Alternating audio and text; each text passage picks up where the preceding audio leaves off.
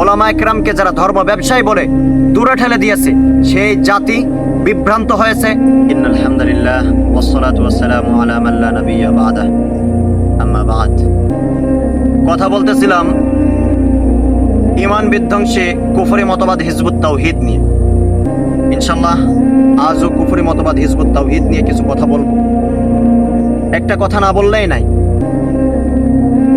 দুনিয়াতে আদম আলাইহিস সালাতু ওয়াস সালাম থেকে যে আজ পর্যন্ত যত জাতি এসেছে, যত উম্মত এসেছে, যত জাতি, যত উম্মত, তাদের ওলামা একরামদেরকে, তাদের সহজামানার ওলামা একরামদেরকে যারা গালিগালাজ করেছে, যারা পিছনে ঠেলে দিয়েছে, ওলামা একরাম থেকে যারা বিচ্ছিন্ন হয়ে গেছে, ওলামা একরামকে যারা ধর্ম ব্যবসায়ী বলে দূরে ঠেলে দিয়েছে, সেই জাতি বিভ্রান্ত হয়েছে। সেই জাতি বিভ্রান্ত হয়ে একদম জাহান্নামের অতল গহ্বরে নিক্ষিপ্ত হয়েছে, ধ্বংস হয়ে গেছে সে জাতি। স্পেনের ইতিহাস আপনারা ভুলে যান না, স্পেনের ইতিহাসটা মনে রাখেন।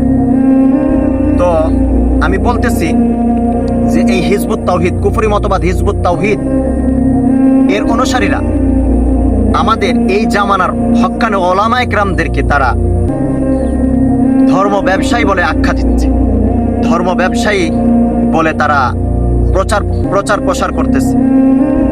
তো ভাই, আমি একটা কথা বলি যে এই জামানা বলেন কিংবা পূর্বের জামানায় বলেন, সেটা তো আমি বললাম, কোনো উম্মত আজ পর্যন্ত তাদের ওলামা একরাম থেকে বিচ্ছিন্ন হয়ে আজ পর্যন্ত সফলকাম হইতে পারে নাই। তারা সঠিক পথ দেখতে পারে নাই, দুনিয়াতেও না, আখিরাতেও না। উখরবে বিষয়েও ওলামা একরামের সহবত, হক্কানি ওলামা একরামের সান্নিধ্য, এটা অবশ্যই জরুরি, অবশ্যই জরুরি।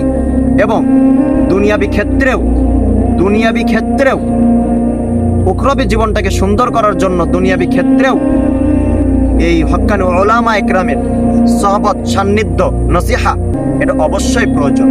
তাদেরকে ধর্ম ব্যবসায়ী বলে যদি দূরে ঠেলে দেন, ক্ষতিগ্রস্ত হবেন, পথভ্রষ্ট হবেন, গুমরা হবেন, কুফরি মতবাদের দিকে ধাবিত হবেন। হুসাইন মোহাম্মদ সেলিমের মতো ফাসিক হয়ে, ফুজ্জার হয়ে সারাটা জীবন মানুষকে কুফরি মতবাদের দিকে ডাকতে থাকবেন।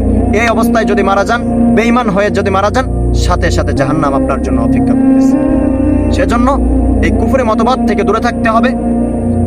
এই আলেমদেরকে গালিগালাজ থেকে, হক্কানি ওলামা একরামদেরকে গালিগালাজ থেকে দূরে থাকতে হবে।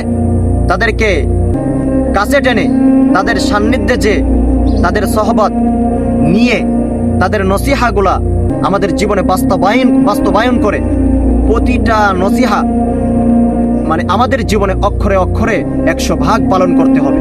নাইলে আমরা দুনিয়াতেও সফলকাম হইতে পারবো না, আখিরাতেও সফলকাম হইতে পারবো না। এটা একদম পূর্বের জামানা থেকে নিশ্চিত হয়ে আসছে।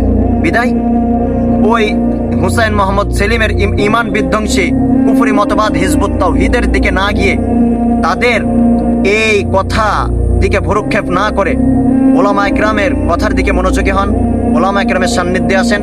ইনশাআল্লাহ এতটুকু গ্যারান্টি দিতে পারি, সঠিক পথ পাবেন এবং আল্লাহ তাআলার সঠিক পথ আল্লাহ তাআলার দিকে যেতে পারবেন এবং মুত্তাকি হতে পারবেন, পরহেজগার হতে পারবেন এবং মুমিন হয়ে অন্তত কবরে যেতে পারবেন। এতটুকু আশা ব্যক্ত করে আমার বক্তব্য এখানে শেষ করছি। ওয়া আখিরু দাওয়ানা আনিল হামদুলিল্লাহি রাব্বিল আলামিন।